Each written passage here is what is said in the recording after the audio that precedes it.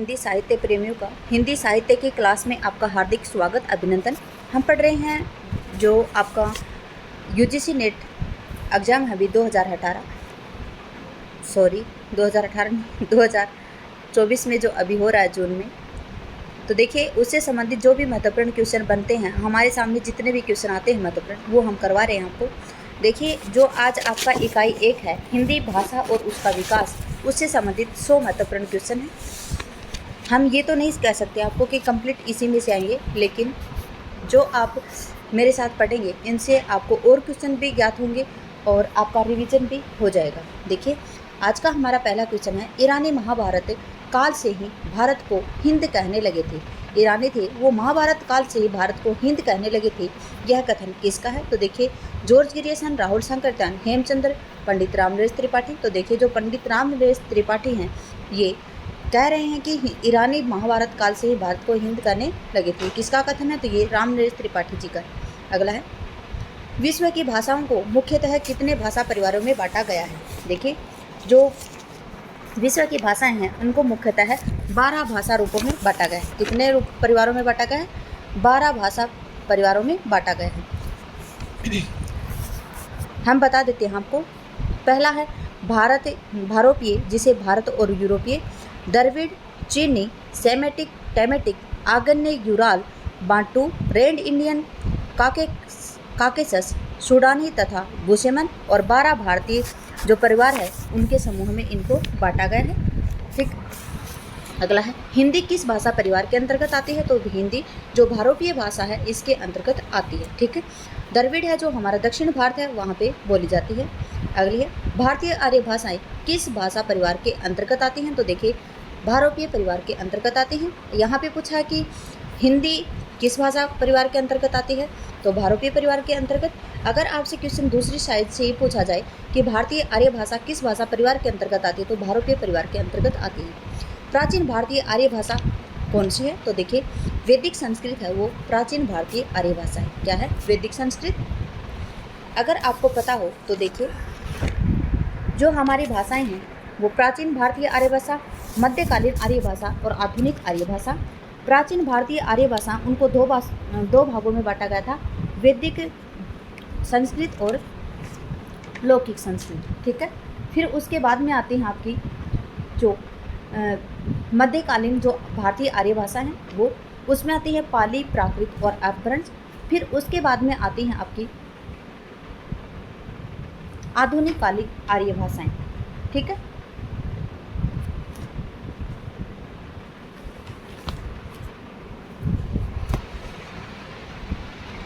देखिए अगला क्वेश्चन है, वैदिक ग्रंथों की भाषा क्या थी? तो देखिए वैदिक ग्रंथों की भाषा थी वो क्या थी? तो वैदिक संस्कृत थी। वैदिक ग्रंथों की भाषा क्या थी? वैदिक संस्कृत थी। और जो लौकिक संस्कृत है वो किसकी थी? रामायण जो महाभारत है उनकी भाषा कैसी थी? लौकिक थी। अगला क्वेश्चन है, विद्वानों ने वैदिक ध्वनियों की संख्या 52 मानी है, जिनमें कितने स्वर और कितने व्यंजन? देखिए वैदिक ध्वनियों की संख्या कितनी है? 52। अगर आप याद रखेंगे तो लौकिक संस्कृत है जो लौकिक ध्वनियाँ हैं उनकी संख्या 48 है। कितनी है? 48 है। ठीक है, याद रखेंगे। 52 किसकी है? वैदिक ध्वनि है, लौकिक है 48। इसमें कितने स्वर और कितने व्यंजन? तो देखिए इसमें 13 स्वर है और 39 इसमें 39 व्यंजन है। ठीक है।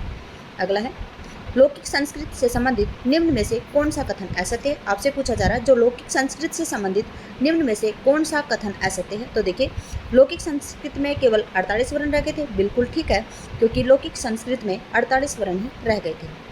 लौकिक संस्कृत की ध्वनियों में जिह्वा मूल्यम और उपध्वनियाँ लुप्त नहीं हुए थे। देखिए ये गलत है यहाँ पे, क्योंकि जो लौकिक संस्कृत है उसमें जो क्या है आपकी जो जिह्वा मूल्यम और उपध्वनि हैं वो लुप्त हो चुकी थी। और लौकिक संस्कृत में और क्या लुप्त हुआ था?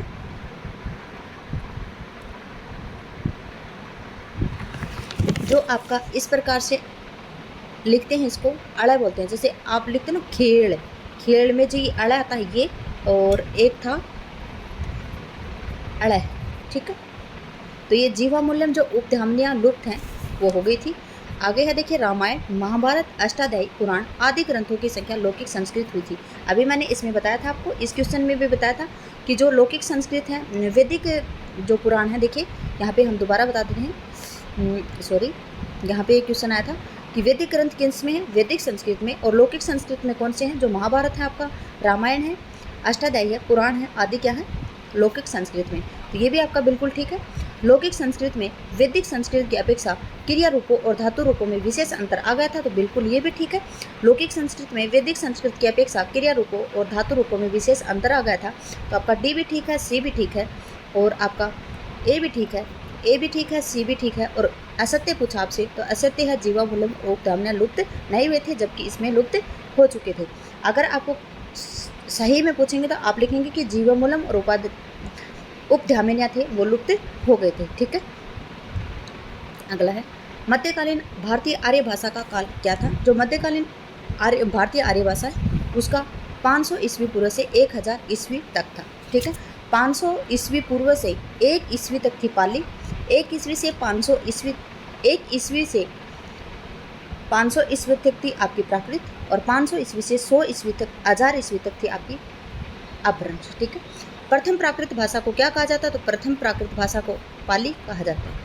द्वितीय को क्या कहा जाता है? प्राकृत, और तृतीय को अपभ्रंश कहा जाता है, ठीक है। तो पहले प्रथम प्राकृत को पाली कहा जाता है। त्रिपिटक ग्रंथों की रचना किस भाषा में हुई थी? पूछा जा रहा है आपसे कि जो त्रिपिटक ग्रंथ है उनकी रचना किस भाषा में हुई थी? तो देखिए जो त्रिपिटक ग्रंथ है उनकी रचना पाली भाषा में हुई थी, और इसको प्रथम प्राकृत भी कहा जाता है, ठीक है। निम्न में से पाली भाषा में लिखी गई है महाभारत, कर्पूर मंजरी, जैन ग्रंथ आगम और मिलिंद पन्हो। तो देखिए जो पाली भाषा में है वो मिलिंद पन्हो लिखी गई है, ठीक है। और जो महाभारत है वो लौकिक संस्कृत में है, जैन ग्रंथ आगम है वो जैन कैसी भाषा लिखते थे? प्राकृत में लिखते थे, ठीक है। अगला क्वेश्चन है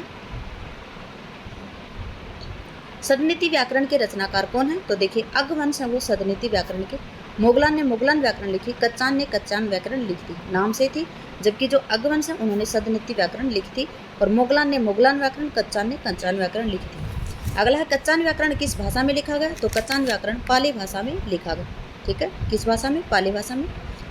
प्राकृत भाषा को अर्धमागधी, चूलिका, पैसाची और अपभ्रंश इन 3 भागों में किसने वर्गीकृत किया था? तो देखिए पाली भाषा, प्राकृत भाषा को अर्धमागधी, चूलिका, पैसाची और अपभ्रंश में 3 भागों में वर्गीकृत किया था। किसको? प्राकृत भाषा को। और किसने किया था? हेमचंद्र जी ने किया था।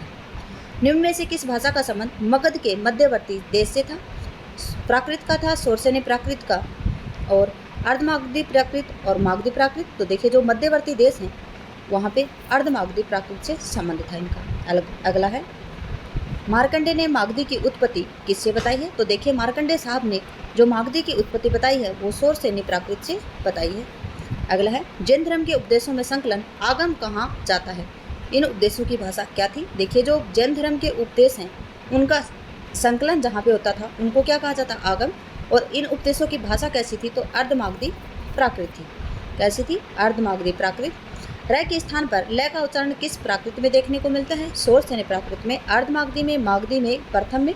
तो देखिए जो र के स्थान पर ल का उच्चारण किस प्राकृत में मिलता है? तो मागधी प्राकृत में मिलता है, सी ऑप्शन। निम्न में से कौन सी आधुनिक भाषा अर्धमागधी अपभ्रंश से है? निम्न में से कौन सी जो आधुनिक भाषा है वो अर्धमागधी अपभ्रंश में है? पश्चिमी हिंदी है, पूर्वी लहंदा है, मराठी है, पूर्वी हिंदी। तो देखिए जो अर्धमागधी अपभ्रंश है उसमें पूर्वी हिंदी है, और पूर्वी हिंदी के अंतर्गत कौन आते हैं? अब छत्तीसगढ़ी, तो अवधि बघेली छत्तीसगढ़ी। अगला है अपभ्रंश के महान कवि स्वयंभू, जिन्होंने 10वीं शताब्दी में भविष्यत कहा की रचना की थी। स्वयंभू ने भविष्यत कहा की रचना नहीं की थी, इन्होंने स्वयंभू की पयम चरवी थी और रिठनवी चरवी थी, जबकि जो आपकी भविष्यत कहा है ये किसकी थी? धनपाल जी की थी। पयम चरयू, रिठनवी चरयू की रचना की, बिल्कुल ठीक है, बी ऑप्शन इनका ठीक है। महापुराण की रचना की नहीं। करकऊ चरित की रचना की नहीं।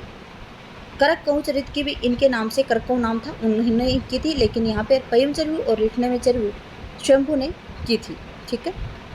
अगला क्वेश्चन है कौन सी भारतीय आर्य भाषा पश्चिमी गोडियन की भाषा नहीं है? आपसे पूछा है पश्चिम गोडियन की भाषा कौन सी नहीं है? तो देखिए राजस्थानी है, पंजाबी है, सिंधी है, लेकिन गढ़वाली नहीं है। गढ़वाली कहाँ पे है? पहाड़ी बोली के अंतर्गत आती है, पहाड़ी गोडियन के अंतर्गत आती है गढ़वाली, और गढ़वाली कहाँ के है? उत्तराखंड के अंतर्गत बोली जाती है।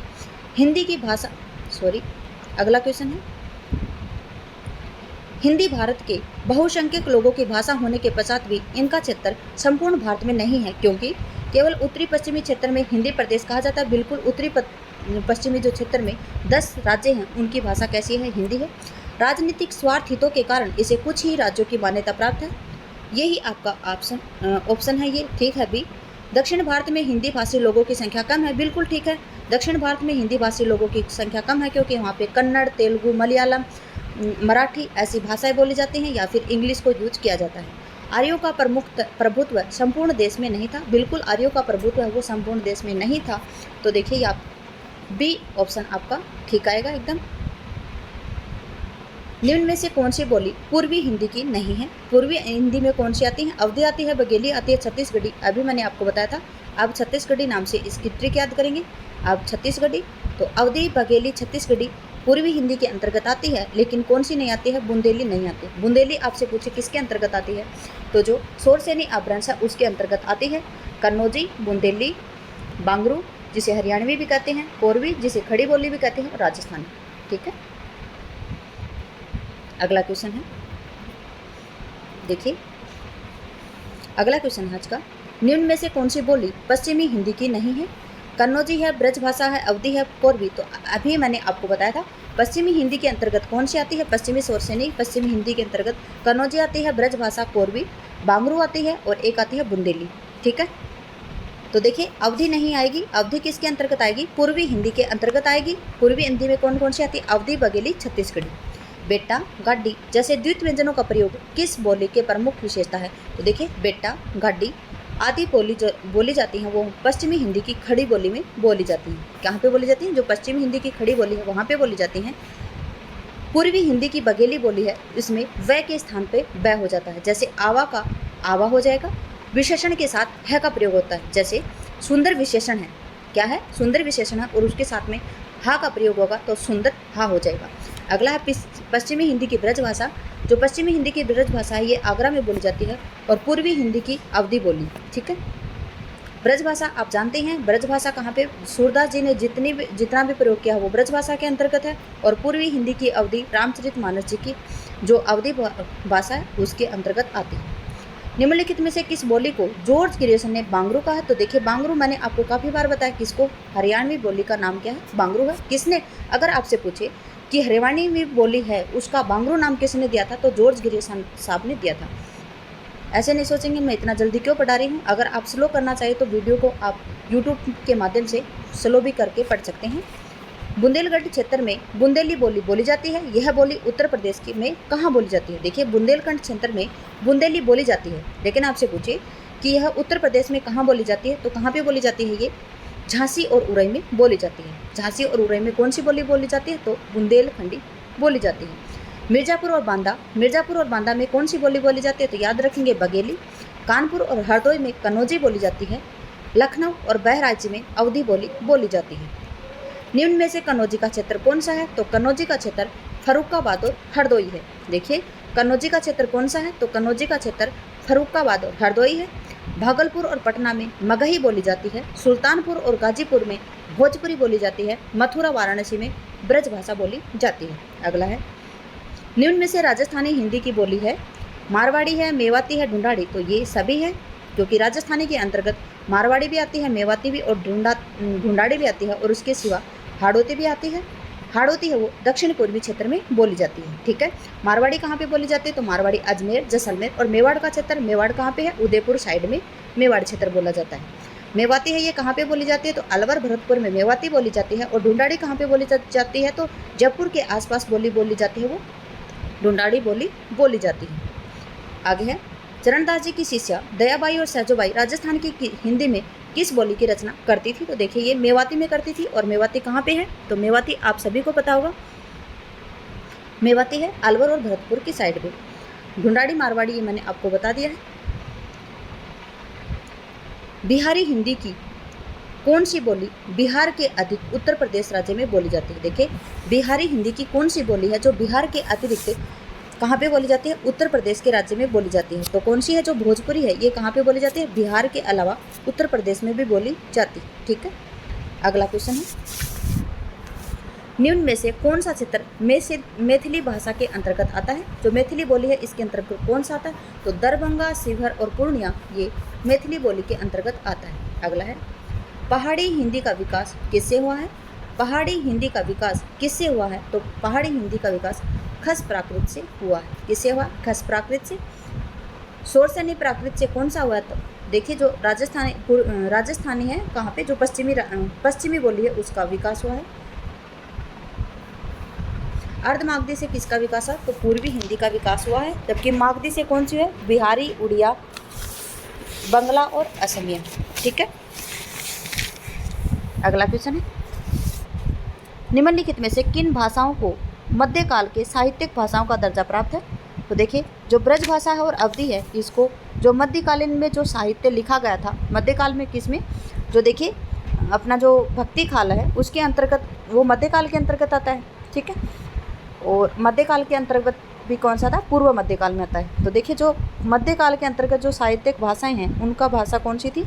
ब्रज भाषा और अवधी थी। ठीक है,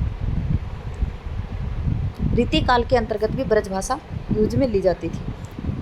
दक्षिणी भाषा मूलतः थी हिंदी का प्रारंभिक रूप, उर्दू 18वीं शताब्दी, 14वीं और 15वीं की खड़ी बोली उपरोक्त सभी। तो देखिए 14वीं और 15वीं सदी की जो खड़ी बोली है वो दक्षिणी भाषा का मूलतः रूप था। अगला क्वेश्चन है 37 का, देखिए दक्षिणी भाषा में खड़ी बोली के अतिरिक्त ब्रज, हरियाणवी, मेवाती, अवधी, पंजाबी आदि के भी रूप पाए जाते हैं, क्योंकि दक्षिणी इन सभी भाषाओं और बोलियों से प्रभावित रही है। दक्षिणी इन सभी बोलियों के मूल क्षेत्र से निकली है। दक्षिणी के साथ साथ इन सभी भाषाओं और बोलियों का विकास एक साथ हुआ है। तो देखिए आपका सी ऑप्शन बिल्कुल ठीक आएगा, क्योंकि दक्षिणी के साथ साथ इन सभी भाषाओं और बोलियों का विकास एक साथ हुआ है। अगला है, किन रचनाओं में से किसमें हिंदुस्तानी शब्द का उल्लेख हुआ है? बाबरनामा में, तुझी के बाबरी में, बादशाहनामा में और जफरनामा में। तो जो तुझी के बावरी है उसमें हिंदुस्तानी शब्द का प्रयोग हुआ है। किसमें? जो तुझी के बावरी है उसमें हिंदुस्तानी शब्द का उल्लेख हुआ है। मानक भाषा मुख्यतः है जो परिनिष्ठित, शुद्ध और परिमार्जित हो। तो देखिए यही आपका आंसर आएगा। मानक भाषा कैसी होती है? जो परिनिष्ठित हो, शुद्ध हो और परिमार्जित हो, जो सामाजिक और सांस्कृतिक रूप से साम्य हो, बिल्कुल गलत। जो किसी क्षेत्र की आंचलिक बोली हो, ये भी गलत है। भाषा प्रयोग की दृष्टि से स्वीकृत हो, ये भी गलत है। जो परिनिष्ठित हो, शुद्ध हो और परिमार्जित हो, वही मानक भाषा मुख्यतः मानी जाती है। अगला है, देखिए अगला क्वेश्चन है, कौन से अनुच्छेद में हिंदी को संघ की राजभाषा और देवनागरी को लिपि के रूप में चुना गया? देखिए आपसे पूछा जा रहा है कि कौन सा अनुच्छेद है जिसके अंतर्गत हिंदी को संघ की राजभाषा और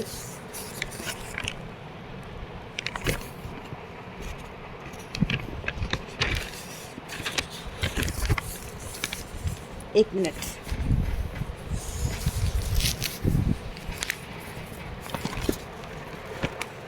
देखिए कौन से अनुच्छेद में हिंदी को संघ की राजभाषा देवनागरी लिपि के रूप में मान्यता प्राप्त है? तो देखिए अनुच्छेद 343 और भाग है 17। कौन सा है? सॉरी, भाग है 17। इसके अंतर्गत हिंदी को संघ की राजभाषा और देवनागरी लिपि के रूप में मान्यता प्राप्त हुई है। देखिए यहाँ पे अनुच्छेद आपके 348, 351, अनुच्छेद 358। तो अनुच्छेद 358 का हिंदी भाषा से संबंधित नहीं है। अनुच्छेद 348 और 351 के बारे में हम पढ़ लेते हैं। देखिए अनुच्छेद जो 348 है वो क्या बताता है कि जब तक संसद विधि द्वारा उपबंध न करे, देखिए जब तक संसद है वो विधि के द्वारा उपबंध न करे तब तक उच्चतम न्यायालय या प्रत्येक उच्च न्यायालय में सब तरह की कार्यवाही अंग्रेजी भाषा में होगी। ठीक है, संसद है ना वो विधि बनाकर, विधि मतलब कानून बनाकर, ये उपबंध ना कर दे, मतलब ये कह न दे जब तक उच्चतम न्यायालय और प्रत्येक उच्च न्यायालय की सब तरह की जो कार्रवाई होगी वो किस में होगी? अंग्रेजी भाषा में होगी। संसद के प्रत्येक सदन या राज्य के विधानमंडल में किसी सदन के विधेयकों, अधिनियमों, प्रस्तावों, आदेशों, नियमों और विनियमों आदि की भाषा कैसी होगी? अंग्रेजी में ही होगी, जब तक संसद वहाँ पे उसके ऊपर कोई विधि या कानून नहीं बनाता तब तक। अगला है अनुच्छेद 351। अनुच्छेद 351 के अंतर्गत कहा गया है कि सरकार उन कर्तव्यों व दायित्वों का उल्लेख किया गया है जिसका पालन हिंदी के प्रचार प्रसार और विकास के लिए उसे करना चाहिए। 351 में क्या बताया गया है कि उन कर्तव्यों और दायित्वों का उल्लेख किया गया है जिसमें हिंदी का प्रचार प्रसार और विकास कैसे होगा। 8वीं अनुसूची के अंतर्गत जो भाषाएं दी गई हैं, असमिया, उड़िया, उर्दू, कन्नड़, कश्मीरी, गुजराती, तमिल, तेलुगु, पंजाबी, बांग्ला, मराठी, मलयालम, संस्कृत, सिंधी, हिंदी, नेपाली, कोंकणी, मणिपुरी, बोडो, संथाली, डोंगरी, मैथिली आदि जो 22 भाषाएं हैं, ये अनुच्छेद 351 में दी गई हैं। जबकि अनुच्छेद जो 358 है उनका संबंध इससे नहीं है, भाषा से संबंधित नहीं। अगला है 8वीं अनुसूची के 92वें संविधान संशोधन के द्वारा कौन सी भाषाएं जोड़ी गई थी। तो देखिए संथाली, डोगरी, मैथिली और बोडो कौन सी थी। बोडो, डोगरी, मैथिली, संथाली 92वें अनुच्छेद है उसके अनुसार 4 भाषाएं जोड़ी गई थी, बोडो, डोगरी, संथाली और मैथिली। ठीक है, तो बोडो मैंने आपको बता दिया, बाकी 3 ये याद रखेंगे आप। देवनागरी लिपि है, चित्रात्मक है, संकेतात्मक है, अक्षरात्मक और वर्णनात्मक। तो देखिए देवनागरी लिपि कैसी है, न तो चित्रात्मक है, न संकेतात्मक है, न वर्णनात्मक, ये अक्षरात्मक लिपि है क्योंकि हम अक्षर वर्ण बोलते हैं। शौरसेनी अपभ्रंश अर्थात अवट मध्य प्रदेश के अतिरिक्त बंगाल आदि प्रदेशों में भी काव्य भाषा के रूप में प्रयुक्त होती है, यह कथन किसका है। देखिए शौरसेनी अपभ्रंश अर्थात अवट मध्य प्रदेश के अतिरिक्त बंगाल आदि प्रदेशों की काव्य भाषा के रूप में प्रयुक्त होती है, यह कथन किसका है। तो ये कथन डॉक्टर सुनीति कुमार चटर्जी का। ठीक है, पाली भाषा मुख्यतः इन स्थानों पर प्रचलित थी। कौन से स्थानों पर थी, मगध, उज्जैनी पर थी और कलिंग और कौशल की भाषा थी। पाली है वो भाषा मुख्यतः किन स्थानों पर बोली जाती थी, मगध, उज्जैनी, कलिंग और कौशल। तो 1 और 2 बिल्कुल ठीक है, 1 और 2 कहाँ पे है, ऑप्शन बी में है। अगला है शौरसेनी नाटकों में गद्य भाग की भाषा थी, यह विचार किसका है। देखिए शौरसेनी नाटक हैं उसमें गद्य भाग की भाषा थी। ठीक है, यह विचार किसका है, ये जॉर्ज गिरेसन साहब का विचार है। अगला है उर्दू का जन्म दिल्ली और आगरा में नहीं बल्कि दक्षिणी भारत में हुआ था, इस कथन की सहमति कौन करते हैं। उर्दू का जन्म दिल्ली और आगरा में नहीं बल्कि दक्षिणी भारत में हुआ था, इस कथन की सहमति कौन करते हैं। तो राहुल सांकृत्यायन साहब इस कथन की सहमति करते हैं कि उर्दू का जन्म दिल्ली और आगरा में नहीं बल्कि दक्षिणी भारत में हुआ था। अगला क्वेश्चन है निम्नलिखित रचनाओं में से किसका संबंध शौरसेनी प्राकृत से है। कच्चान व्याकरण का है, जैन साहित्य प्राकृत प्राकर्ष आनंद सुंदरी। तो किसका है, जैन साहित्य का है, आनंद सुंदरी का है। 2 और 4 आपका बिल्कुल ठीक है और 2 और 4 आपके सी ऑप्शन में। क्या पूछा है कि जो शौरसेनी प्राकृत है उससे किसका संबंध है, तो जैन साहित्य का और आनंद सुंदरी का है। अगला है, अगला क्वेश्चन है आपको सुमेलित करना है। ठीक है, बांगरू है, ये कहाँ पे बोली जाती है। तो देखिए बांगरू को मैंने बताया था आपको, बांगरू को हरियाणवी बोला जाता है और हरियाणा में क्या आता है, रोहतक आता है। रोहतक किस में आता है, हरियाणा में। फिर अगला है भोजपुरी, तो भोजपुरी कहाँ पे बोली जाएगी, छपरा में। कुमाऊनी कहाँ पे बोली जाएगी, तो कुमाऊनी बोली जाएगी आपकी अल्मोड़ा में। फिर है देखिए कुमाऊनी, गढ़वाली, नेपाली और पहाड़ी और गढ़वाली और कुमाऊनी। ठीक है, तो ये कहाँ पे है, पहाड़ी साइड में है, उत्तर की साइड जहाँ पे पहाड़ियाँ हैं। तो अल्मोड़ा कहाँ पे पड़ता है, उत्तराखंड में, तो यहाँ पे बोली जाती है। खड़ी बोली कहाँ की है, तो खड़ी बोली मेरठ की। ठीक है, तो यहाँ पे आएगा आपका 5 4 3 2। 5 4 3 2 कहाँ पे है, 5 4 3 2 डी ऑप्शन में है। अगला क्वेश्चन है निम्न में से मागधी से संबंधित कौन सा कथन सही है पूछा है। मागधी से संबंधित कौन से कथन सही है पूछे। मागधी प्राचीन काल में दक्षिण बिहार मगध में प्रचलित थी, बिल्कुल ठीक है। मागधी 24वें तीर्थंकर महावीर स्वामी ने अपने धर्म उपदेश मागधी भाषा में दिए थे। तो देखिए ये गलत है इनके धर्म उपदेश इन्होंने मागधी भाषा में नहीं दिए थे। अश्वघोष के नाटकों में मागधी का प्राचीनतम रूप मिलता है। र के स्थान पर ल तथा स के स्थान पर स का उच्चारण होता है। देखिए मागधी प्राकृत में प्रमुख विशेषता है। तो देखिए यहाँ पे 1, 3 और 4 बिल्कुल ठीक है। अगला है आयो घोष्ट व्यापारी लादी खेप ज्ञान योगी की ब्रिज में आन उतारी, उक्त पंक्तियाँ किस बोली में है? तो देखिए आयो घोष्ट बड़ो व्यापारी लादी खेप ज्ञान योगी की ब्रज में आन उतारी, तो ब्रज भाषा है। ब्रज में आन उतारी, ये आप ये नहीं समझेंगे कि इसमें ये ब्रज भाषा का नाम है। आयो घोष्ट बड़ो व्यापारी, जब उद्धव है वो गोपियों को निर्गुण ब्रह्मा की उपासना करने के लिए बोलता है, तब उनको व्यंग्य करते हुए गोपियाँ कहती हैं कि आयो गोष्ठ बड़ो व्यापारी, कि आज ब्रज में बहुत ही बड़ा व्यापारी आया है जिसने अपने ज्ञान की गठरी है उससे लदा हुआ जो ज्ञान है वो सिर के ऊपर लेके आया है और वहाँ वो कहाँ पे आके उतार दी है? ब्रज में आके उतार दी है। तो इसमें भाषा कौन सी है? ब्रज। और ये भ्रमर गीत से लिया गया है। भ्रमर गीत किसका है? सूरदास जी का। और ये गोपियाँ और उद्धव के बीच में संवाद है। ठीक है। निम्न में से कौन सी रचनाएं अपभ्रंश काल की हैं? नए कुमार चर्यू, ब्रिज कटिकम, मिलिंद पन्ह और भविष्यत कहा। आपसे पूछा जा रहा है कि जो अपभ्रंश काल की रचनाएं वो कौन सी हैं? तो नए कुमार चर्यू है और भविष्यत कहा है। कौन सी है? 1 और 4। तो 1 और 4 यहाँ पे है। नए कुमार चर्यू किसकी? स्वयंभू की। और भविष्यत कहा किसकी है? धनपाल जी की। ठीक है। अगला है शौरसेनी अपभ्रंश में विकसित हुई भाषाएं कौन सी हैं? सिंधी, राजस्थानी, पश्चिमी हिंदी और गुजराती। तो देखिए शौरसेनी अपभ्रंश में विकसित भाषाएं कौन सी हैं? सिंधी नहीं है, राजस्थानी है, पश्चिमी हिंदी और गुजराती है। ठीक है। तो ये यहाँ पे 2, 3, 4 ऑप्शन बिल्कुल ठीक है। अगला क्वेश्चन है निम्नलिखित में से कौन से युग सही है? लहंदा आधुनिक भारतीय आर्य भाषा है। कौन से युग्म सही हैं? ठीक है। तो लहंदा आधुनिक भारतीय आर्य भाषा बिल्कुल ठीक है। लौकिक संस्कृत मध्यकालीन भारतीय आर्य भाषा, अगर आपने मेरे साथ में बिल्कुल सही पढ़ा है तो लौकिक संस्कृत मध्यकालीन आर्य भाषा नहीं है, ये प्राचीन भारतीय आर्य भाषा है। मध्यकालीन आर्य भाषा के अंतर्गत 3 भाषाएं आती हैं, पाली, प्राकृत और अपभ्रंश। पाली मध्यकालीन भारतीय आर्य भाषा तो बिल्कुल ठीक है। मध्य पहाड़ी आधुनिक भारतीय आर्य भाषा के अंतर्गत आती है, ये भी ठीक।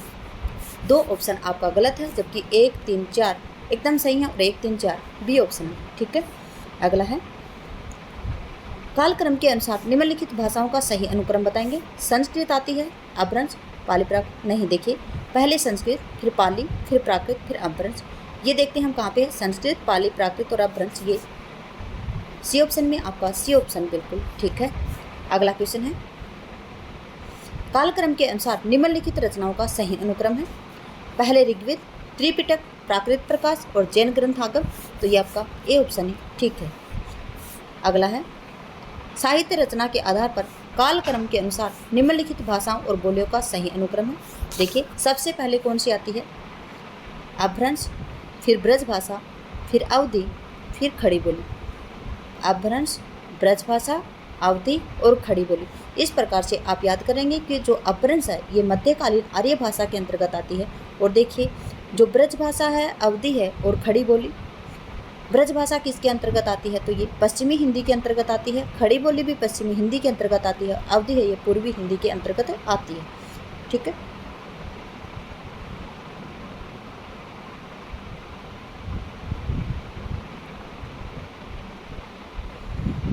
यहाँ पे ये आपका ऑप्शन गलत भी हो सकता है। देखिए पहले अपभ्रंश, फिर अवधि, खड़ी बोली, नहीं ब्रज भाषा, ये भी नहीं आएगा। ये आपका बी ऑप्शन है बिल्कुल ठीक है। ठीक है। कौन सा है? बी ऑप्शन ठीक है। अगला है निम्नलिखित में से कौन युग्म सही नहीं है? पूछा। स्वयंभू अपभ्रंश से संबंधित थे, मोगलान पाली से संबंधित थे, जयशंकर प्रसाद अवधि नहीं। जयशंकर प्रसाद तो अभी खड़ी बोल आधुनिक काल में के अंतर्गत थे और आधुनिक काल में खड़ी बोली के अंतर्गत आने लगे थे। सूरदास ब्रजभाषा ये ठीक है 3, लेकिन जयशंकर प्रसाद अवधि नहीं आएगा। अगला है असमिया भाषा कहाँ की है? तो असमिया भाषा कहाँ की थी? असमिया शौरसेनी के अंतर्गत आती है। राजस्थानी किसके अंतर्गत आती है? तो राजस्थानी सॉरी दोबारा से लगा देते हैं। असमिया ये किसके अंतर्गत आती है? तो असमिया मागधी के अंतर्गत आती है। ठीक है। असमिया किसके अंतर्गत आती है? मागधी के अंतर्गत। राजस्थानी है किसके अंतर्गत आती है? तो शौरसेनी। लहंदा लहंदा किसके अंतर्गत आती है? लहंदा ब्राचट और पैशाची के अंतर्गत आती है। पूर्वी हिंदी अर्धमागधी के अंतर्गत आती है। ठीक है, महाराष्ट्री है वो पैशाची के अंतर्गत आती है। ठीक है, तो यहाँ पे आपका आएगा 3 4 1 5 3 4 1 5 ये। अगला है रुद्रदास की कौन सी है? चंद्रलेखा। विशाख दत्त की मुद्रा राक्षस। अब्दुल रहमान की अब्दुल रही है संदेश बेचना संदेश राजा। धनपाल धन की चिंता भविष्य के लिए करनी चाहिए तो भविष्य कहा। और करंक ऊचर यूथ है, ये करंकू नाम से कवि हैं, साहित्यकार हैं, उनकी रचना है। तो देखिए यहाँ पे आएगा रुद्रदास 3 कहाँ पे है? यहाँ पे है और यहाँ पे है। फिर विशाख दत्त, ये देखिए डी ऑप्शन आपका ठीक है। ठीक है, यहाँ पे कौन सा आएगा? डी ऑप्शन आपका बिल्कुल ठीक। अगला है अपभ्रंश। अपभ्रंश में कौन सी रचना है? तो अपभ्रंश में है श्रावकाचार। श्रावकाचार किसकी है? देवसेन की। फिर है लौकिक संस्कृत। तो लौकिक संस्कृत में आपको मैंने बताया था रामायण महाभारत वगैरह है, ये लौकिक संस्कृत में है। खड़ी बोली, खड़ी बोली में था कामायनी। और ब्रज भाषा में कौन सा है?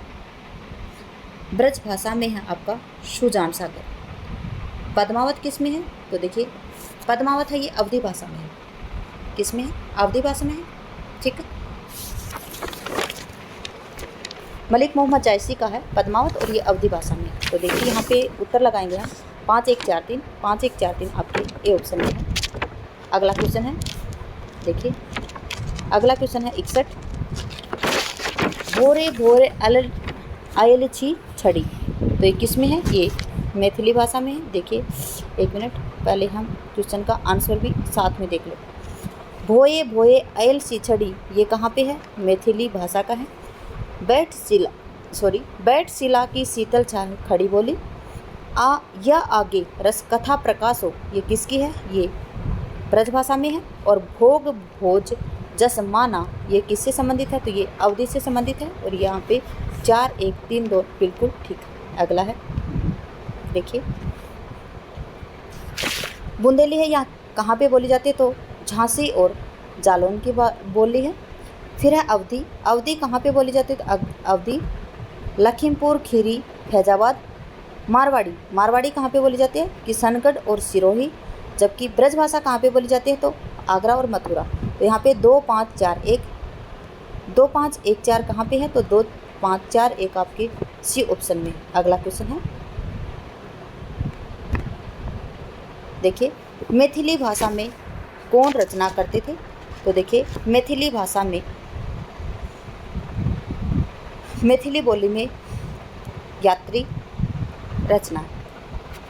ठीक है, फिर उसके बाद में अवधि में कौन सी है? अवधि में आपकी मलिक मोहम्मद जायसी करते थे। मैथिली में रचना कौन करते थे? यात्री। अवधि में कौन करते थे? मलिक मोहम्मद जायसी। और जो राजस्थानी है, राजस्थानी में करते थे कुशल राय वाचक। और भोजपुरी में कौन करते थे? धरणी दास करते थे। तो 4 1 2 3 बी ऑप्शन। अगला है, इन्होंने अपभ्रंश को आभिरादी भाषा कहा है। इन्होंने अपभ्रंश को आभिरादी भाषा कहा है। और किसने कहा? ये दंडी ने कहा है। फिर अगला है, इन्होंने अपभ्रंश को देसी नाममाला में शामिल किया है। तो ये किसने किया है? आचार्य हेमचंद्र ने। अगला है, इन्होंने अपभ्रंश को भाषा को पुरानी हिंदी कहा है। तो पुरानी हिंदी किसने कहा? चंद्रधर शर्मा गुलेरिया साहब ने कहा है। फिर है, इनके अनुसार शोरसेनी अपभ्रंश मध्य देश के अलावा बंगाल में भी काव्य भाषा के रूप में प्रयुक्त हुई थी। और ये किसने कहा? डॉक्टर सुनीति कुमार चटर्जी ने कहा है। यहाँ पे 4 5 1 3 आपका आंसर है। तो यहाँ पे 4 5 1 3 यहाँ पे आंसर पहले से ही लगा हुआ है। अगला क्वेश्चन है,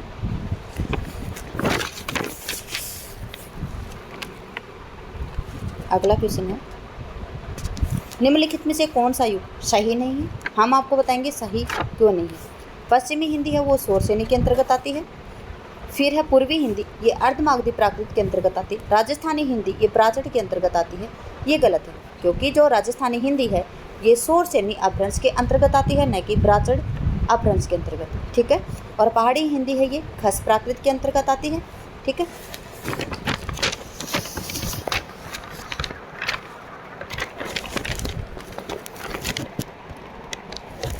देखिए जो ब्राचट अपभ्रंश है इसके अंतर्गत आपकी सिंधी बोली आती है। कौन सी आती है? जो सिंधी बोली है वो आती है। ठीक है, तो यहाँ पे जो राजस्थानी हिंदी है ये किस में आएगी? शोरसेनी अपभ्रंश में आएगी, जबकि ब्राज़ट में कौन आएगी? सिंधी आएगी। अगला है, मेरे कु घर जाने कु दिल बोल रहा। क्या है? मेरे कु घर जाने कु दिल बोल रहा, ये दक्षिणी बोली है। गंगा मैया तोहरे तोहे पीरी पियरी चढ़ी बो, तो ये किससे संबंधित है? ये भोजपुरी से संबंधित है। हमरी छाती पर दंड करे राजा प्रजा और साह चोर, तो क्या आएगा? हमारी छाती पर दंड करे राजा प्रजा और साह चोर, तो ये किससे संबंधित है? ये अवधि से संबंधित है। ओ को बड़ो छोरो खेत में थो, क्या है कि ओ को बड़ो छोरो खेत में थो, तो ये किससे संबंधित है? देखिए ये मालवी भाषा से संबंधित है, अपनी राजस्थानी भाषा।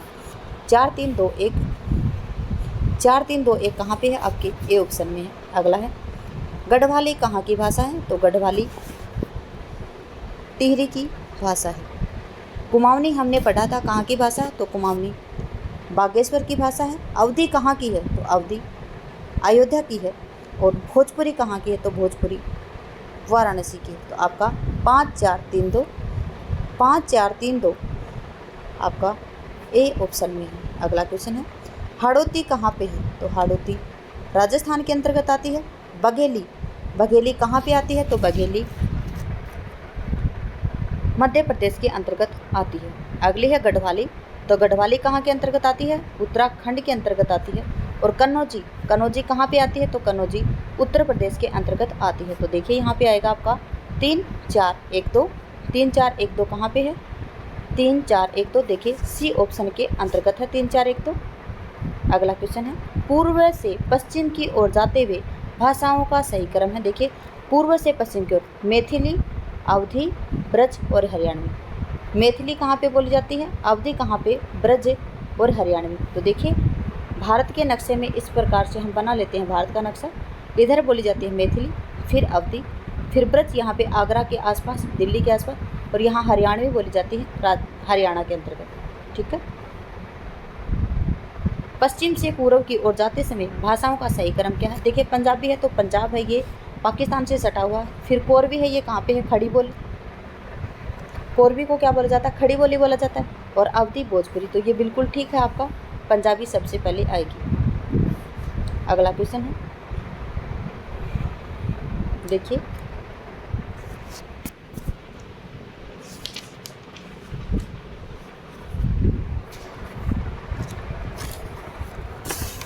झांसी कहाँ पे बोली जाती है? तो झांसी क्षेत्र में कौन सी बोली बोली जाती है? तो बुंदेली। रोहतक में कौन सी बोली जाती है? तो रोहतक में हरियाणवी या बांगरू आ सकता है। सीतापुर में कौन सी बोली जाती है? तो सीतापुर में सीतापुर में अवधी। और बलिया में कहाँ कौन सी बोली जाती है? तो बलिया क्षेत्र में भोजपुरी बोली जाती है। तो यहाँ पे 4 3 2 1 4 3 2 1। अगला है, निम्नलिखित बोलियों को उत्तर से दक्षिण के क्रम में लिखिए। देखिए बांगरू कहाँ पे बोली जाती है? तो ऊपर बोली जाती है हरियाणा में। बुंदेली कहाँ पे बोली जाती है? तो यहाँ पे जो हरियाणा है उससे सटा हुआ यहाँ पे उत्तर प्रदेश है, और उत्तर प्रदेश के इस क्षेत्र में बोली जाती है कौन सी? बुंदेली। मालवी कहाँ पे बोली जाती है? तो देखिए मालवी है, ये राजस्थान के नीचे जो दक्षिणी पूर्वी क्षेत्र है यहाँ पे बोली जाती है। और मैथिली है, ये कहाँ पे बोली जाती है? इधर बोली जाती है। ठीक है, नीचे की साइड। बिहारी हिंदी के अंतर्गत आती है कौन सी? जो मैथिली भाषा है वो। तो देखिए बिहार है, ये राजस्थान से नीचे है, न कि ऊपर है। क्षेत्र है मधुबनी, और यहाँ पे कौन सी बोली बोली जाती है? तो मधुबनी में आपकी मैथिली बोली बोली जाती है। नैनीताल में आपकी कुमाऊनी बोली बोली जाती है। भीलवाड़ा में कौन सी बोली जाती है? तो भीलवाड़ा में मेवाड़ी बोली जाती है शायद। ठीक है, भीलवाड़ा में कौन सी? मेवाड़ी में, क्योंकि हाड़ौती तो कहाँ पे आ गई? दक्षिण पूर्वी में आ गई। ठीक है, और झालावाड़ में कौन सी बोली जाती है? तो आपकी जो झालावाड़ है वहाँ पे हाड़ौती बोली जाएगी। ठीक है, तो 4 3 2 1 आएगा इसका आंसर। 4 3 2 1, देखिए ये इसका आंसर है। अगला है, सुमेलित करना है आपको। इंदौर में कौन सी? हमीरपुर, हरदोई और पिथौरागढ़। तो देखिए इंदौर में कौन सी बोली जाती है? तो इंदौर में बोली जाती है मालवी, क्यों बोली जाती है इंदौर में मालवी? क्योंकि देखिए ये जो राजस्थान का जो दक्षिणी पूर्वी क्षेत्र है यहाँ पे बोली जाती है मालवी, और दक्षिणी पूर्वी क्षेत्र से मध्य प्रदेश का जो ये एरिया है ये सटा हुआ है, तो यहाँ पे इंदौर में भी कौन सी बोली बोली जाती है? तो मालवी बोली जाती है। अगला हमीरपुर, हमीरपुर में कौन सी बोली जाती है? तो हमीरपुर में बुंदेली बोली बोली जाती है। हरदोई, हरदोई में कौन सी बोली जाती है? तो कन्नौजी। और पिथौरागढ़, पिथौरागढ़ में कौन सी बोली बोली जाती है? तो कुमाऊनी बोली जाती है। तो यहाँ पे 4 3 2 1 ये आपका बिल्कुल ठीक है। अगला क्वेश्चन है, आए भुजबंद दये उद्धव शखा के कंद, क्या है? आए भुजबंद दये उद्धव शखा के कंद, डगमग पाए मग धरत धराए हैं। उपयुक्त काव्य पंक्ति के संबंध में कौन सा कथन सही है? ये पंक्तियाँ ब्रजभाषा से संबंधित हैं, तो बिल्कुल ठीक है, क्योंकि यहाँ पे उद्धव का नाम आया तो आप समझ गए होंगे कि ये कहाँ की बोली है और कैसी बोली है। इन पंक्तियों में कै सर्वनाम है जो मैं का रूपांतरण करता है, ये गलत है। इन पंक्तियों के रचनाकार जगन्नाथ दास रत्नाकर हैं, तो देखिए बिल्कुल उद्धव शतक लिखा था उन्होंने जगन्नाथ दास रत्नाकर से, तो ये भी ब्रजभाषा में था। ये पंक्तियाँ अवधि के महान कवि जायसी से हैं, तो ये भी आपका गलत है। तो 1 और 3 बिल्कुल ठीक है। तो 1 और 3 कहाँ पे हैं आपके आंसर? देखिए 1 और 3 आपका आंसर ठीक है। अगला क्वेश्चन है, अवधि की प्रमुख विशेषता आपको बतानी है। अवधि भाषा की प्रमुख विशेषता आपसे पूछी जा रही है। देखिए अवधि में ए औ का उच्चारण ऐ और औ से होता है, तो ये भी ठीक है। अवधि के विशेषण मूल रूप से आकारांत होते हैं, ठीक है। अवधि के संबंध में कारक में शय का प्रयोग होता है, ये नहीं आएगा। आइस, आशय, आसो, ना अवधि के अव्यय के रूप में प्रयुक्त होते हैं, तो आपके 1 2 4 बिल्कुल ठीक है। अवधि की विशेषताओं के संबंध में आप इनको याद रखेंगे। निम्नलिखित में से कौन उर्दू के लेखक और शायर नहीं हैं? गुलाम अली, जफ़र, गालिब और शाह मिराजी। तो देखिए कौन है? गुलाम अली हैं, शाह मिराजी है, जबकि जफ़र और गालिब हैं ये उर्दू के प्रसिद्ध लेखक और शायर नहीं हैं। कौन नहीं है? जफ़र और गालिब नहीं है, जबकि कौन है? गुलाम अली और शाह मिराजी। अगला क्वेश्चन है, निम्नलिखित में से कौन सा कथन सत्य पूछा आपसे? राजभाषा का प्रावधान संविधान की धारा 343 से 351 के अनुच्छेद में वर्णित है। बिल्कुल ठीक आपका, क्योंकि हमने बताया था भाग 17 343 से 351 के अंतर्गत राजभाषा का प्रावधान, ठीक है। 92वें संविधान संशोधन के अंतर्गत 2003 द्वारा 2004 में 4 भाषाएं, देखिए हमने ये भी बताया था आपको, उसमें संथाली डोगरी में, ये देखिए यहाँ पे ये 2 का गलत हो गया। हम बताते हैं आपको क्यों होगा, क्योंकि देखिए जो 4 भाषाएं ये बोडो, संथाली, डोंगरी और मैथिली आएगा। कौन सी भाषा आएगा? मैथिली आएगा, ब्रजभाषा नहीं आएगा। तो आपका ये ऑप्शन गलत होगा। पूछा आपसे कौन से कथन सत्य हैं, तो 1 सही है, दूसरा गलत है।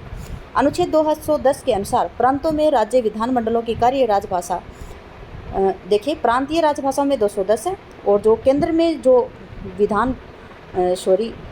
संसद है उसमें है 120, अनुच्छेद 120, ये भी याद रखेंगे आप। देखिए जो अन्य फैक्ट बन रहे हैं वो भी मैं आपको बताती जा रही हूँ साथ के साथ। तो तीसरा ऑप्शन भी आपका ठीक है। राजभाषा अधिनियम 1976 के अनुसार केंद्रीय कार्यालयों में प्रेषित हिंदी पत्रों का उत्तर भी हिंदी में दिया जा सकता है। बिल्कुल ठीक है। राजभाषा अधिनियम 1976 आया था, वो 2000 नहीं 1976 आया था। इसमें केंद्रीय कार्यालयों में जो प्रेषित हिंदी पत्रों का उत्तर भी हिंदी में ही दिया जाएगा, ये बिल्कुल ठीक है। तो आपका 1 3 4 ठीक है और 2 आपका गलत है।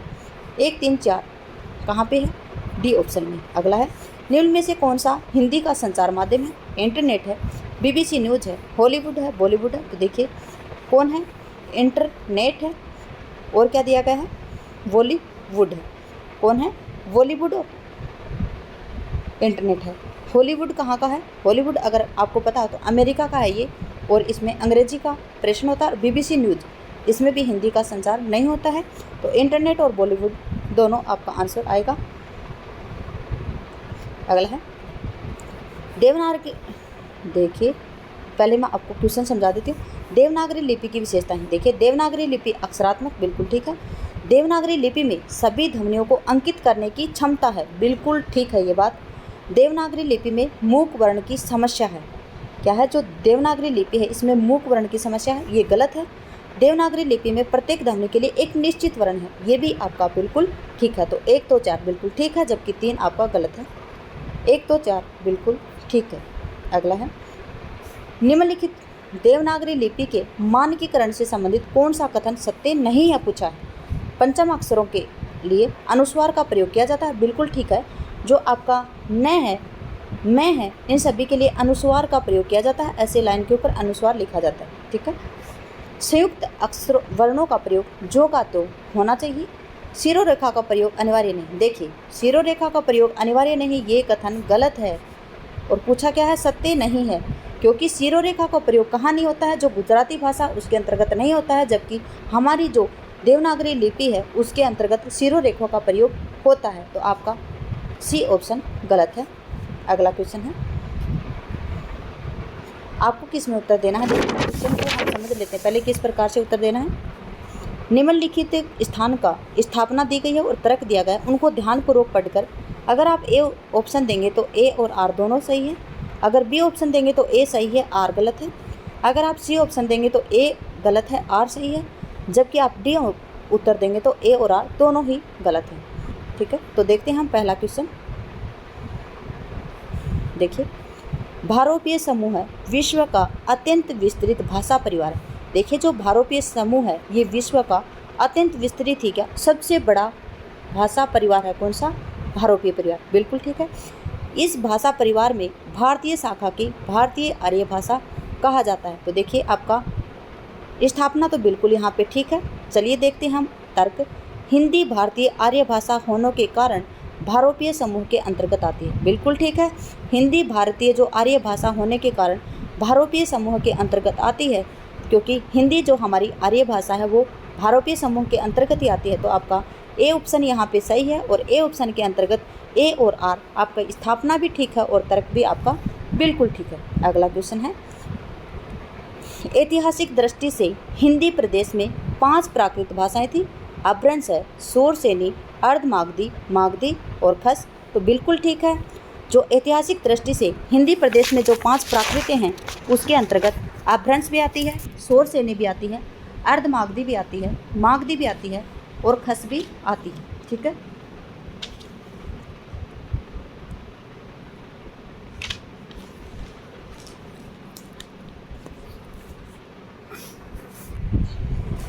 अगला है, जिसे हम हिंदी कहते हैं वह इन्हीं 5 प्राकृतों की उत्तराधिकारिणी विभाषाओं का संघ है। तो देखिए, आपका ए ऑप्शन ठीक है और ए ऑप्शन के अंतर्गत आएगा आपका स्थापना भी ठीक है और तर्क भी ठीक है। अगला क्वेश्चन है,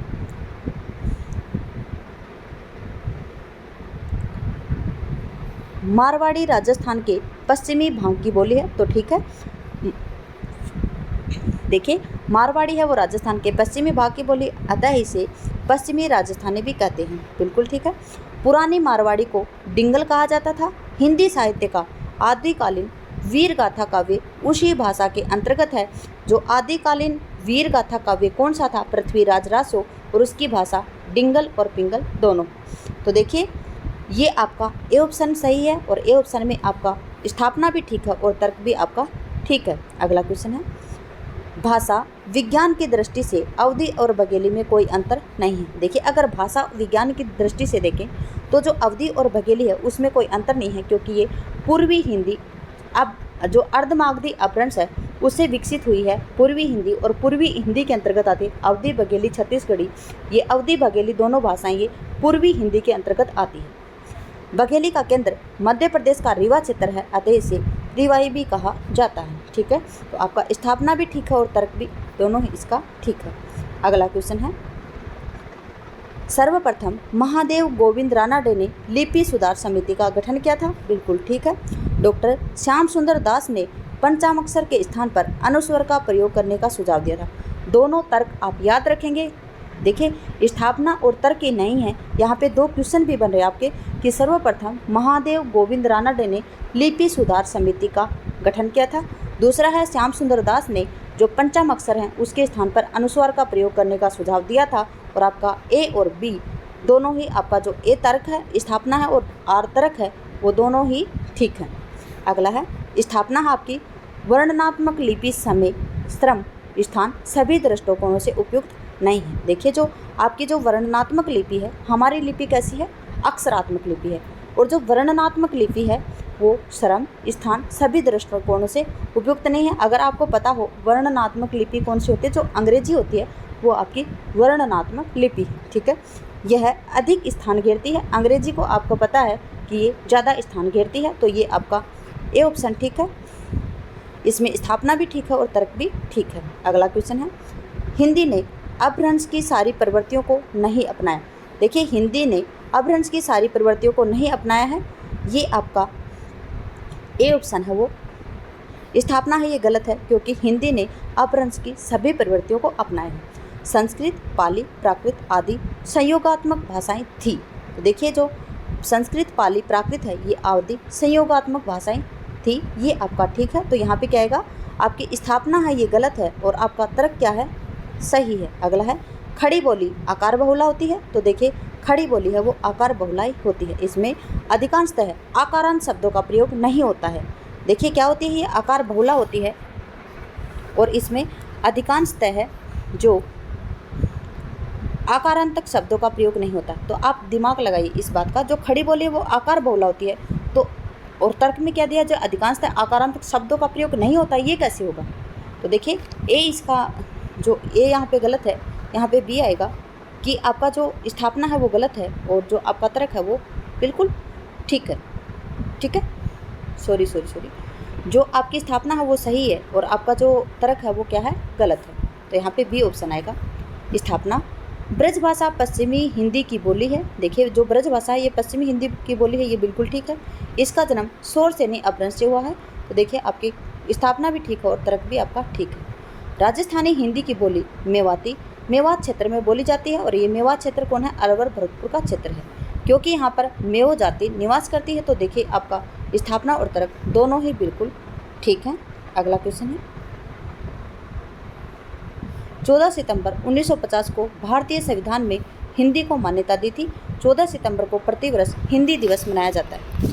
देखिए यहाँ पे गलत है स्थापना, क्यों गलत है, 14 सितंबर 1950 नहीं 1949 को भारतीय संविधान में हिंदी को मान्यता दी थी। तो आपका ए ऑप्शन जो आपका स्थापना है वो गलत है और जो 14 सितंबर को प्रतिवर्ष हिंदी दिवस मनाया जाता है ये बिल्कुल ठीक है। तो आपका सी ऑप्शन आएगा इसमें, क्योंकि स्थापना आपकी गलत है और तर्क आपका बिल्कुल ठीक है। अगला क्वेश्चन है, देखिए ये अगले क्वेश्चन है, ये किससे संबंधित है, एक गद्यांश है उससे संबंधित है ये।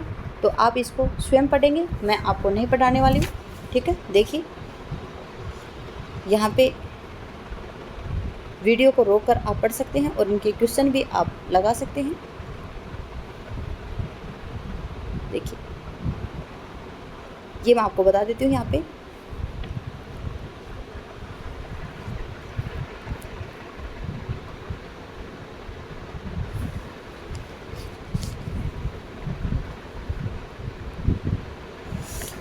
निम्नलिखित में से कौन सा कथन सही नहीं है। नए कुमार चरियू कवि पुष्यदंत की रचना है। पुष्यदंत सेव थे। धनपाल ने 10वीं सदी में भविष्यत कथा की रचना की थी और धनपाल अपभ्रंश के दूसरे प्रमुख कवि हैं। तो क्या कुछ आपसे सही नहीं है। देखिए धनपाल हैं वो अपभ्रंश के दूसरे कवि प्रमुख कवि हैं, ये आपका गलत है। जबकि नए कुमार चरियू है ये किसकी है, पुष्यदंत की है, और पुष्यदंत हैं वो शैव थे और धनपाल ने 10वीं शताब्दी में भविष्य कथा रचना की थी। अगला है, यहाँ पे आ गया आपका जो भविष्य कहा है उसके रचनाकार कौन है। तो देखिए अभी हमने पढ़ा है धनपाल, ठीक है। भविष्य कहा के रचनाकार कौन है, धनपाल, ठीक है। इसी के साथ करते हैं हम क्लास का समापन।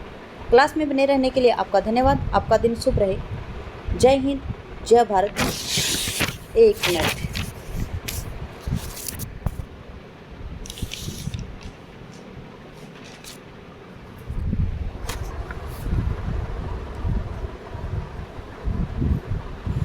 देखिए आपके जो विगत वर्षों में प्रश्न आए हैं वो देखिए दिसंबर 2018 में क्वेश्चन आए कौन सा, इनमें से दिसंबर 2018 में आए, इनमें से कौन सी बोली बिहारी हिंदी वर्ग में नहीं आती है। भोजपुरी, मगही, मैथिली, छत्तीसगढ़ी और मगही। तो कौन सी नहीं आती है, भोजपुरी आती है, मैथिली आती है, मगही आती है, छत्तीसगढ़ी नहीं आती है, ठीक है। अगला है छत्तीसगढ़ी किसके अंतर्गत आती है, तो ये पूर्वी हिंदी के अंतर्गत आती है और इसमें अब छत्तीसगढ़ी मतलब अवधी बघेली छत्तीसगढ़ी तीनों आती हैं पूर्वी हिंदी के अंतर्गत, जबकि जो बिहारी हिंदी इसमें भोजपुरी मैथिली और मगही आती है। निम्नलिखित बोलियों में उनके क्षेत्र के साथ सुमेलित कीजिए और नीचे दिए गए कूट इसमें भरने आपको। जो पहाड़ी हिंदी है वो कहाँ पे है? शिमला में है। मध्यवर्ती पहाड़ी कहाँ पे है? गढ़वाल में। भोजपुरी कहाँ पे है? गाजीपुर में। और मगही कहाँ पे? पटना में। तो आपका आंसर आएगा यहाँ पे 3142 3142। अगला है जुलाई 2018 में निम्नलिखित में से पश्चिमी हिंदी की बोली कौन सी है? ब्रजभाषा, कन्नौजी, बुंदेली। देखिए पश्चिमी हिंदी के अंतर्गत बोली नहीं आती है, आपसे पूछा तो मगही नहीं आती है। मगही किसके अंतर्गत आती है? तो ये बिहारी हिंदी के अंतर्गत आती है, जबकि जो ब्रजभाषा, कन्नौजी, बुंदेली ये पश्चिमी हिंदी के अंतर्गत आती है। और इसमें एक अन्य भाषा आती है बुंदेली, नहीं बुंदेली तो है इसमें, कोरवी जिसे खड़ी बोली कहते हैं, और बांगरू जिसे हरियाणवी कहते हैं। और बांगरू को हरियाणवी को बांगरू कहने वाले कौन थे? जॉर्ज ग्रियर्सन साहब थे। खड़ी बोली का शब्द प्रयोग होता है साहित्यिक हिंदी खड़ी बोली के अर्थ में, दिल्ली मेरठ के आसपास की लोक बोली के अर्थ में। खड़ी बोली का उद्भव शौरसेनी अपभ्रंश के उत्तरी रूप में। खड़ी बोली में लोक साहित्य बिल्कुल भी नहीं है, तो आपका 4 ऑप्शन गलत हो जाएगा और 4 ऑप्शन आएगा वहाँ पे। ये भी गलत है, ये भी गलत है और ये भी गलत है। आपका 1 2 3 बिल्कुल ठीक है। ठीक है, अगला क्वेश्चन है, देखिए यहाँ पे लगाने वाले क्वेश्चनों पे न जाएं, आपका 1 2 3 बिल्कुल ठीक है। अगला है, निम्नलिखित बोलियों को उनके क्षेत्र के अनुसार आपको मिलाना है। तो देखिए खड़ी बोली है वो कहाँ से संबंधित है? बिजनौर से। ब्रज भाषा है वो कहाँ से संबंधित है? तो ब्रज भाषा आगरा से संबंधित है। बांगरू है ये कहाँ से? करनाल से। और अवधी कहाँ से है? सुल्तानपुर से। ठीक है, तो यहाँ पे आएगा आपका 4 3 5 2। 4 3 5 2 कहाँ पे है? देखिए 4 3 5 2 आपके बी ऑप्शन में है। अगला है, अवहट में कौन सी रचना है? तो कीर्तिलता है। ब्रजभाषा में कौन सी रचना है? तो भंवर गीत है जो नंददास जी की है। अवधि में कौन सी है? तो अवधि में मधुमालती है। और खड़ी बोली में कौन सा? प्रिय प्रवास। अवहट में जो कीर्तिलता है ये विद्यापति जी की है। ब्रजभाषा में जो भंवर गीत है ये नंददास जी की है। अवधि में जो मधुमालती है मंचन कवि की है। और खड़ी बोली में जो प्रिय प्रवास है ये किसका है? अयोध्या सिंह उपाध्याय हरिओद जी का है। तो यहाँ पे क्या आएगा? 3 1 5 2 3 1 5 2 आपके डी ऑप्शन में। अगला है, नवंबर 2017 के आए क्वेश्चन, निम्नलिखित में से किस भाषा का विकास शौरसेनी अपभ्रंश से हुआ? गुजराती, पंजाबी, मराठी और सिंधी। तो देखिए गुजराती का हुआ है। अगला है, रचना काल की दृष्टि से निम्नलिखित कृतियों का सही अनुक्रम बताएं। कीर्तिलता, भक्तमाल, छिताई वार्ता और चित्रावली। तो देखिए आपका ए ऑप्शन ठीक है। कीर्तिलता किसकी है? विद्यापति की। भक्तमाल किसकी है? नाभादास की। छिताई वार्ता किसकी है? नागरीदास, सॉरी याद नहीं आ रहा मुझे। और चित्रावली किसकी है? उस्मान की है। ठीक है, अगला है, हिंदी अभिव्यक्ति की एक संपूर्ण और सशक्त सर्वसमावेशी बहुलतावादी सांस्कृतिक इकाई है। तो बिल्कुल ठीक है, क्योंकि भारत के एक बड़ी भूभाग में बोलियों का समूह है, इसकी शक्ति को बढ़ाता है। किसको? हिंदी की शक्ति को बढ़ाता है। तो ए और आर बिल्कुल ठीक है।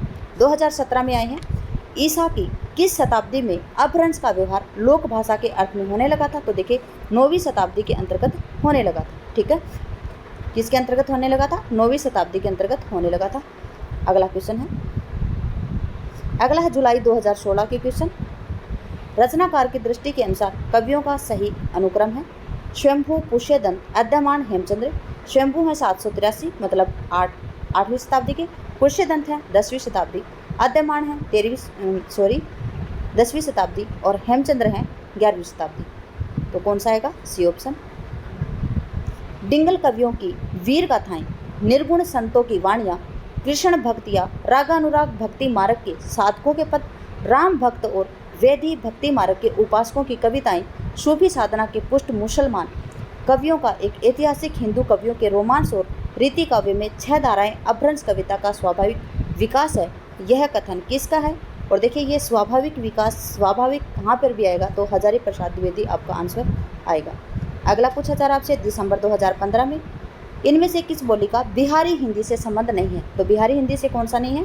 मगही का है, मैथिली का है, भोजपुरी का। अवधी का नहीं है, क्योंकि अवधी, बघेली, छत्तीसगढ़ी इनका पूर्वी हिंदी से संबंध है। दोहा, दोहा मूलतः किस भाषा का शब्द है? तो दोहा अपभ्रंश भाषा का शब्द है। अगला है, देखिए, संदेशरऊ, संवितरऊ, हवु कणहु अस्मत्थ भण पिए 31 बिलियड बेबी समाणा हथ। उपयुक्त दोहा किसका है? अब्दुल रहमान का जो संदेश राशक है उससे संबंधित। अगला है जून 2015 से मैथिली हिंदी में रचित गद्य की पहली पुस्तक कौन सी है? तो मैथिली हिंदी में रचित गद्य की पुस्तक कौन सी है? पहली वर्ण रत्नाकर और किसकी है? ज्योतिश्वर ठाकुर की है।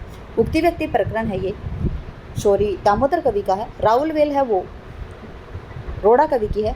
और बसंत विलास है वो कभी कभी पता नहीं क्यों दिमाग से आउट हो जाता है।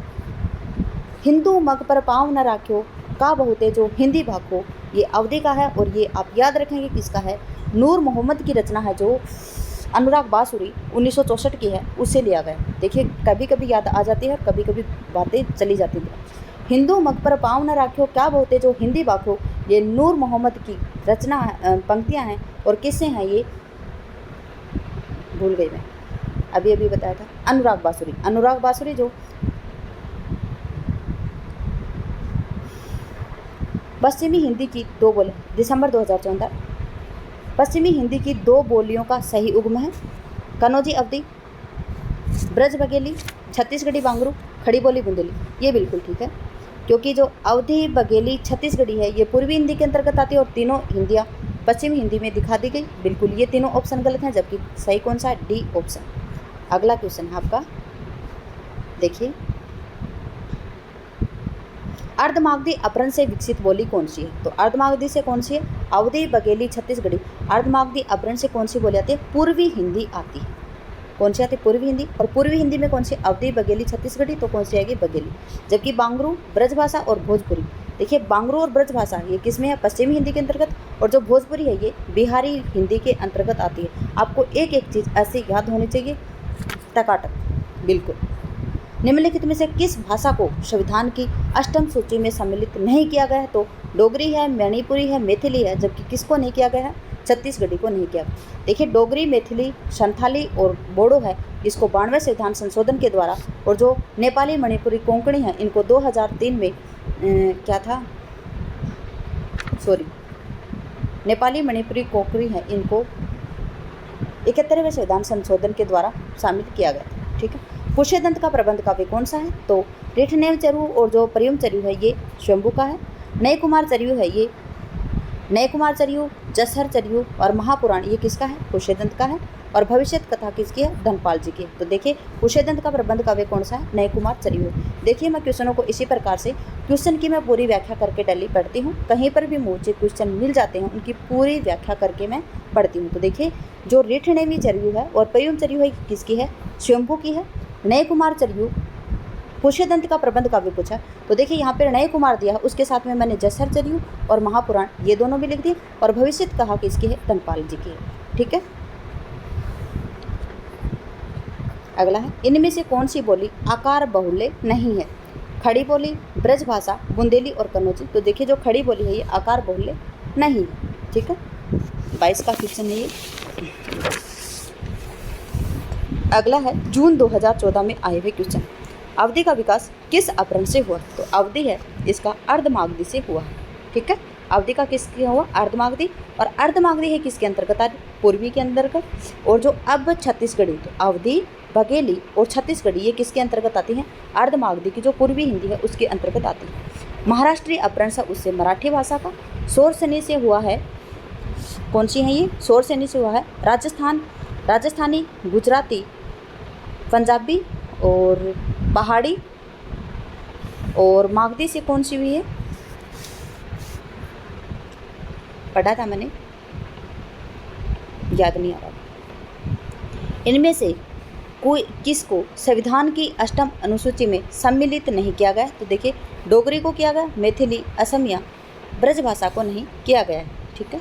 अगला है विकास की दृष्टि से प्राकृत का पूर्वकालीन अवस्था क्या नाम है? देखिए प्राकृत है इसको सेकंड अवस्था बोलते हैं। इससे पूर्व की अवस्था जो प्रथम प्राकृत है उसको पाली बोला जाता है।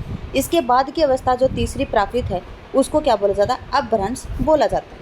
अगला अद्यमाण की रचना कौन सी है? तो अद्यमाण की रचना कौन सी है? देखिए अब्दुल रहमान, बिल्कुल अद्दमान है, मैं बिल्कुल कंफ्यूज हो गई थी। अद्दमान है, इनको अब्दुल रहमान भी कहा जाता है। और अब्दुल रहमान की रचना संदेश रासक है। इसमें 323 पद हैं और 3 प्रक्रम। ठीक है। जयचंद प्रकाश की है, जयचंद की है जयचंद प्रकाश, और मधुकर कवि की है, मधुकर की नहीं है। भट्ट केदार की है जयचंद प्रकाश, और प्राकृत पेंगलम है चिंतामणि की, और प्रबंध चिंतामणि प्राकृत पेंगलम है लक्ष्मीधर की। क्यों कंफ्यूज होती जा रही हूँ, देखिए यहाँ पे दोबारा बता देते। प्राकृत पेंगलम है ये किसकी है, लक्ष्मीधर की। संदेश रासक है अब्दुल रहमान की। जयचंद प्रकाश है भट्ट केदार की है, और प्रबंध चिंतामणि है ये किसकी है, मेरू तुंग की है। भारतीय परिवार की भाषा नहीं है, केल्टिक है, इतालिक है, जर्मनिक है, जबकि सियोलो नहीं है। भारतीय परिवार में 12 भाषाएं आती हैं, मैंने आपको बता दिया था, पहले इनके 12 नाम बता दिए हैं। केल्टिक आती है, इतालिक आती है, जर्मनिक। ठीक है, भारतीय परिवार के अंतर्गत कितने आते हैं, 8 आती हैं। केतुम है और शैतुम, ऐसी भाषाएं कुछ। मैथिली का प्राचीनतम उपलब्ध ग्रंथ कौन सा है, तो वर्ण रत्नाकर है। और वर्ण रत्नाकर किसकी है, वर्ण रत्नाकर ज्योतिश्वर ठाकुर की है। ये चर्यापद किससे संबंधित है, तो ये शायद सिद्धों से संबंधित है। और कीर्तिलता किसकी है, विद्यापति जी की। आधुनिक आर्य भाषाओं के वर्गीकरण के अनुसार पूर्वी समुदाय की भाषा नहीं है, तो देखिए पूर्वी समुदाय की भाषा कौन सी नहीं, उड़िया है, बिहारी है, बंगला है, मराठी नहीं है, क्योंकि मराठी महाराष्ट्र की बोली है। हिंदुस्तानी शब्द यूरोप के लोगों की देन है, यह कथन किसका है, तो ये ग्रियर्सन साहब का कथन है। अगला क्वेश्चन है,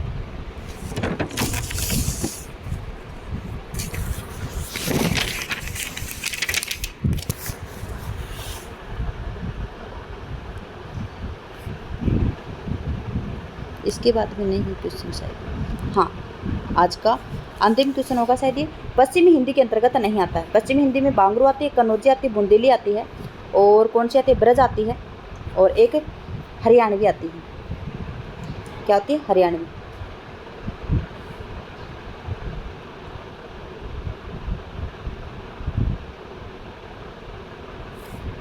बांगरू को तो हरियाणवी बोला जाता है, एक और भी आती है। ठीक है, और ये बघेली किसके अंतर्गत आती है, पूर्वी हिंदी के अंतर्गत आती है। और पूर्वी हिंदी में कौन सी आती है, अब छत्तीसगढ़ी। देखिए अब छत्तीसगढ़ी, ऐसे अवधी, वैसे बघेली, और छत्तीसगढ़ी से छत्तीसगढ़ी। अगला क्वेश्चन है, दोहा और दुहा कहने से किस भाषा का लोकप्रिय छंद प्राप्त होता है, तो देखिए अपभ्रंश। ठीक है, दोहा और दुहा कहने से किस भाषा का लोकप्रिय, अपभ्रंश। ठीक है, इसी के साथ करते हैं हम कक्षा का समापन।